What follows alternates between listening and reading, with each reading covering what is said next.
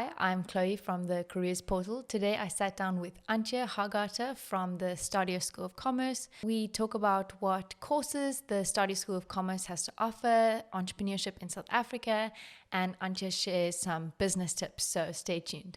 How are you doing today? I'm good, thank you. And how are you? I'm doing very good, thank you. So we've got you over here to talk to us a little bit about the Stadio School of Commerce. So could you walk us through what the Stadio School of Commerce is and what your role is? Yes, so I'm heading up the School of Commerce as the head of school, we call it. And the school is very young still, in the sense that it came about because of an amalgamation of different institutions into Stadio, and hence there are several colleagues that have come together. And if you ask me how to describe it, I'll probably say it's young and vibrant and growing, and at the same time, the colleagues that are with me in it have a lot of experience already. But we all come together from different institutions. And that's an exciting time for us to move along and to just welcome students into a new and young and vibrant school. I love that. I love that description. So Stadio School of Commerce is then a business school. Would you describe it as that, or how would you describe the Stadio School of Commerce? A business school, not in the traditional sense, but we are covering programs that link to commerce and to business roughly. And the programs that we do offer currently are in the field of business accounts administration, marketing, digital marketing, and then project management. Those are the qualifications that we currently have on offer, but we are, as I said, we're growing and we're developing new qualifications that are in the making. Those are the ones that we currently work with. Can you share any of the new qualifications that you're working on, or is it top secret? No, it's not top secret. We are working on a BCom that is covering more your future skills, looking at the future world of work, and making sure that it is more current and more suitable for those graduates that are going out into this workplace that looks totally different, including remote working, including businesses that are set up as e-commerce organizations that have a totally different payment cycle, that work with automation, and therefore soft skills are becoming much more important, and the whole management aspect of managing the processes in an automated way is becoming more important. So those are the things that we're trying to pull in there. Yes, I think it's interesting that you touched on remote learning, because that's actually not something I would have necessarily thought of being included into a business degree. But I think with the world changing during COVID, lots of institutions have had to adapt. So yeah, that sounds awesome. What would you say your most popular degree is? And we've seen this year that the BCom in project management and the BCom in digital marketing were quite sought after. Both of them actually in a similar way on the Bellville campus. And then on the Centurion campus, we have just moved to a new campus in Centurion. So it was very small, but for next year, it will hopefully attract more students because it's a brand new campus in Centurion, and it's right by the highway, and it has all the new technologies, and it's going to be fantastic, I think. That's really exciting. So how many campuses do you guys have? We have campuses currently, 2 in Durban, 2 in Pretoria, 1 in Waterfall, 1 in Centurion, in Hatfield, and then in Bellville in the Western Cape. Okay. And the Centurion one is also the first campus that is a new Stadio campus. And the other campuses came about because of the institutions that were amalgamated into Stadio. And I think that's why we're so excited about that Centurion campus, because it's the first campus for all of us that is new. Awesome. So what would you say, how does Stadio distinguish itself from other institutions? I think our approach is really very student-centered, hearing the students' voice, listening to the students' comments and how they feel about their education. Because in the end, it's the student that needs to take responsibility, needs to learn how to take responsibility and accountability. So it's important that we engage with students, and we do that on a regular basis through our SRC, Student Representative Council. We have student forums and regular surveys as well. So that's one of the things that is very important to us. The second thing is that we're trying to be much more industry focused. So each semester we will have guest speakers in industry seminars where we invite practitioners. And this first semester, that has actually been so interesting to see that the students were excited about asking questions to the industry specialists about how the industry operates and what is important, and how can I imagine working in that industry? How will my typical day look like?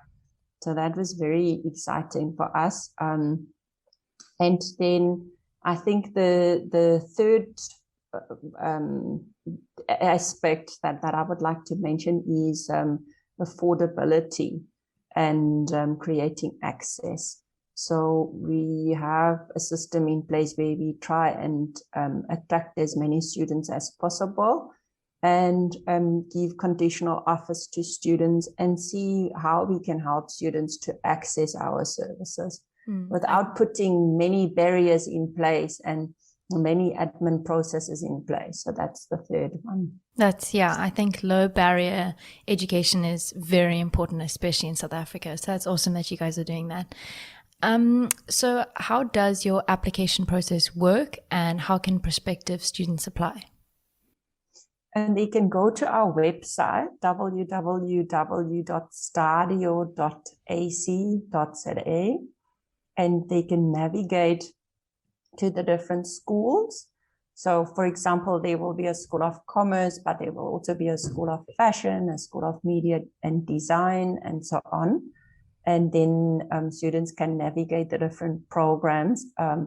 There's information packs there with all the information about the program and the fees and the timetables and what students need to know, where it's offered at which campus. And then from there, students can then click an apply button, and that gets them directly into our student system, where students can create a profile. And as long as they give us the basic information, they will receive a conditional offer. And this conditional offer is for free. And I was talking about creating access. So then from the conditional offer, then the next step is to pay a deposit to engage with us about which program, which campus, which year, which modules, and so on. And then only is the registration paid. And then we work on a virtual learning system called Canvas, which is quite known out there. It's one of the best systems that one can use. It's really fantastic. And you said earlier about the remote learning. So most of our programs are in the School of Commerce via contact learning, but we do use the virtual learning platform. And it's all about engagement and making sure that students are online and engaging with each other and with a lecturer. So that's how it operates. Yeah, I think that's so important, especially with those blended learning approaches, to have contact and interaction with your lecturers, because it makes such a difference. So, according to the Global Entrepreneurship Monitor, South Africa is one of the highest business startup failures in the world. So, of course, this is not for lack of entrepreneurial drive. How does Stadio School of Commerce foster a spirit of entrepreneurship whilst also equipping students with the necessary skills and knowledge to support their ideas? A big question.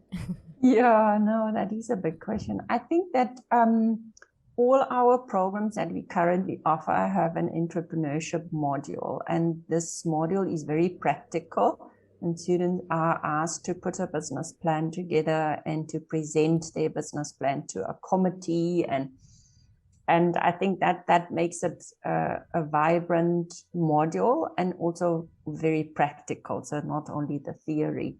We also, as part of the Student Representative Council on the campus, we have activities that they get involved in where they pull in students to get funding for specific activities. So that I think also can foster the entrepreneurial spirit of it.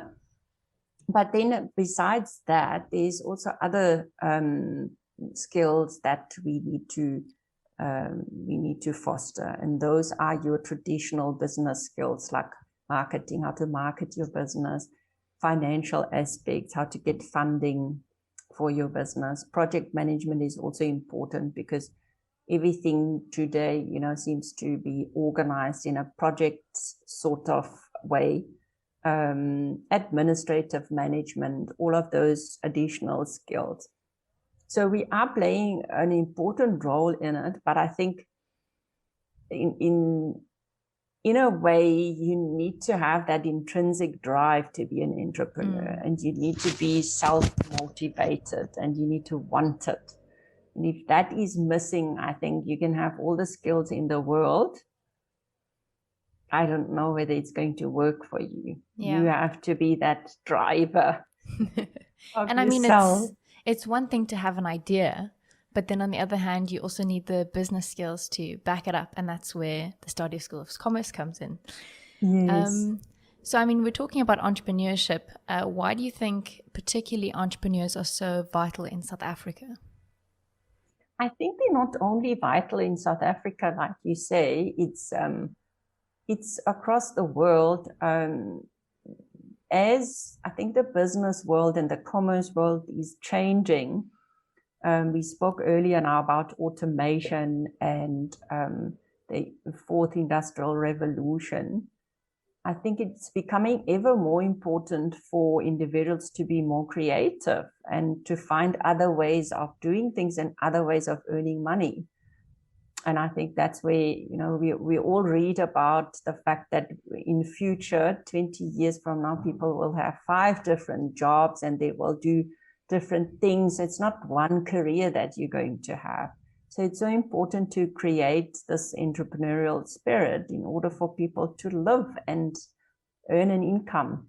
So I think that's probably why I would say it's important. You can also say it's future. Yeah, you can also say, obviously in South Africa, the unemployment is very high, and that might be one way of moving away from the high unemployment. But I think that one is much more complex because South Africa is a complex country with a very complex history. So I don't know whether it's really the only way to eradicate poverty. I think there's many other things that are needed to do that. Yeah, for sure. So your career journey is very interesting. I did a little bit of research on you.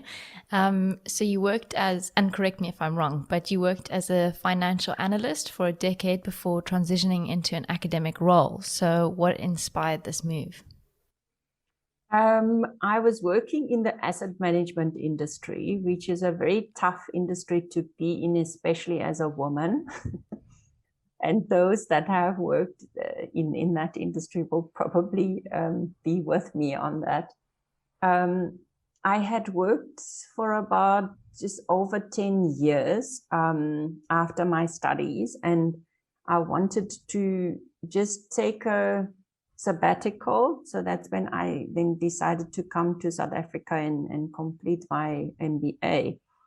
Then I loved the country and I loved being in South Africa, and I was looking for a change I was looking to do something that was more fulfilling and where I could make a difference. And I think that's how I ended up moving into education. I love that. So we're going to end off. I'm going to ask you if you could choose 3 business tips, what would they be? 3 business tips. I think the first one would be, if you want to become an entrepreneur, without painting everything black and white, but I think you need to think about very carefully why it is that you want to become an entrepreneur. Is it because you want to create something that is sustainable and you want to grow this business or this idea that you have, and you want it to make a difference and to employ people and to be there still in 20 years' time? Or is it because you can't see yourself in a big company and you're looking for a different way of earning money, and you want to be self-employed and you're selling your own brand? Then you're going to be that person, and you can do that for quite a while. But those are 2 very different approaches and reasons to become an entrepreneur. So that's the first one. The second one, I think, especially me having worked in asset management and then in education, I think there's something about doing the right thing. When there is a decision to be made, sometimes it involves money, sometimes it involves uncomfortable decisions and things that you need to admit perhaps that you did wrong. I think for a business to strive in the longer term, you need to be seen as doing the right thing when it comes to it. And then the third one is really, I think if you are interested in setting up a business, there's one big success factor, and that's networks. I think over the years, I've learned that. I always, thought that people overestimate that, and it's one of the things, but it's not the most important one. But over the years, I've learned that it is an incredibly important factor, because if you don't have these networks, then your product or your service might not even be seen or acknowledged by anyone. And if you do have networks and you do have people that appreciate your cause or that support it and they speak about it, and then that can make a huge difference. I 100% agree. Thank you so much for sharing. So we are at the end of our time. I just wanted to say thank you so much for taking time out of your day to chat to us. I know that our viewers will find a lot of value in this. So thank you so much for joining us, Antje. Thank you. It's a pleasure. Thank you so much for joining us today. We will have all of Stadio's information linked down in the description below, as well as our own. I hope that you have a lovely rest of your day, and we'll see you guys next time. Bye.